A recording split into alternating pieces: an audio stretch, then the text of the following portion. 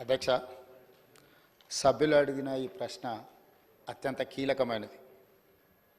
తెలంగాణ రాష్ట్రం అభివృద్ధి చెందిందా లేదా అనేది మనం చర్చించుకోవాలనుకుంటే తెలంగాణ రాష్ట్రంలో ఉన్న గిరిజనుల నివాస ప్రాంతాలకు రవాణా సౌకర్యము, తాగునీటి సమస్య పరిష్కారము, పిల్లలు చదువుకోవడానికి పాఠశాలలు ఏర్పాటు చేసినప్పుడే నిజమైన తెలంగాణ రాష్ట్రం యొక్క ఉద్దేశము నెరవేరినట్టు.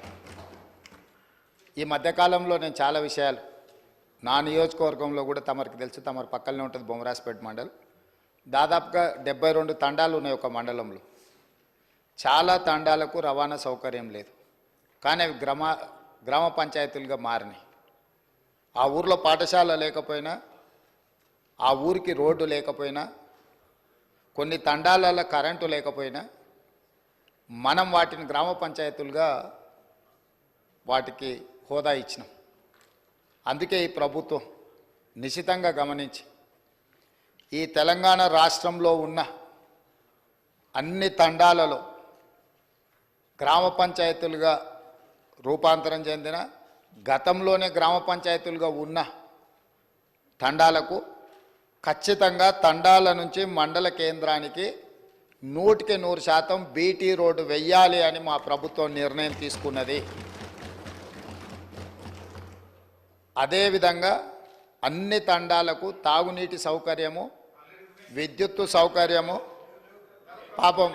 పాపం మంత్రి గారు, మాజీ మంత్రి గారు గతంలో వాళ్ళ నాయకుడు చెప్పిన అబద్ధాలనే ఇంకా బతుకుతున్నట్టున్నాడు. కావాలంటే వారిని తీసుకెళ్తాము. సీతక్క, ఆదిలాబాదు జిల్లాలో ఐటీడీఏ ప్రాంతంలో ఉన్న గూడాలల్ల నీళ్ళ విషయం, కరెంటు విషయం వారిని ప్రత్యేకంగా తీసుకెళ్ళండి. అన్ని గ్రామ పంచాయతీలను తీర్మానాలు చేసి తెప్పించినాము. 7 లక్షల ఆవాసాలకి ఇంతవరకు మీరు నీళ్ళు ఇవ్వలేదు. ఇప్పటికే ప్రాథమికంగా మాకు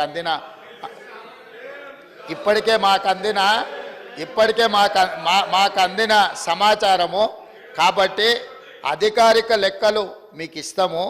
ఎందుకంటే మీరు తప్పులు చేసి ఆ చేసిన తప్పులను ప్రజలు గుర్తించి ప్రజల్ని మిమ్మల్ని శిక్షించినా కూడా మీరు మారడం లేదు.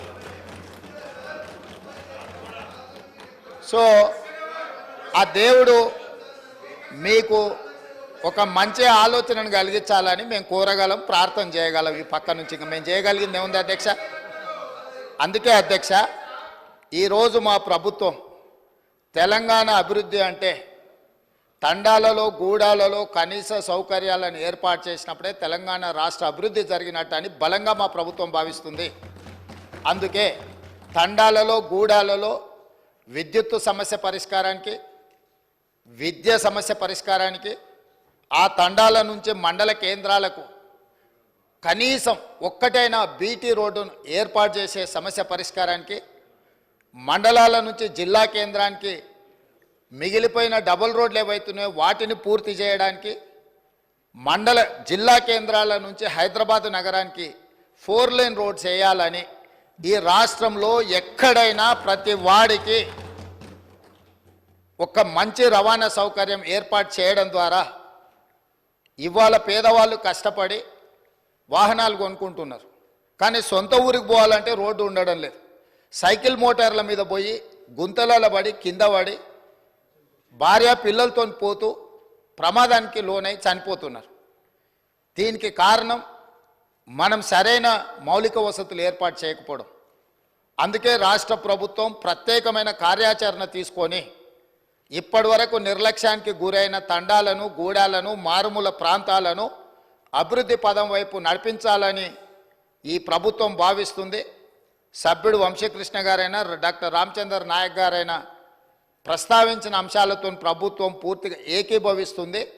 పూర్తి స్థాయిలో కాంప్రహెన్సివ్ ప్రణాళికను తీసుకొని ఖచ్చితంగా ఈ ప్రభుత్వం ముందుకెళ్తుందని తమరి ద్వారా సభ్యులందరికీ, తెలంగాణ రాష్ట్ర ప్రజలకి ప్రభుత్వం మాటిస్తున్నది అధ్యక్ష.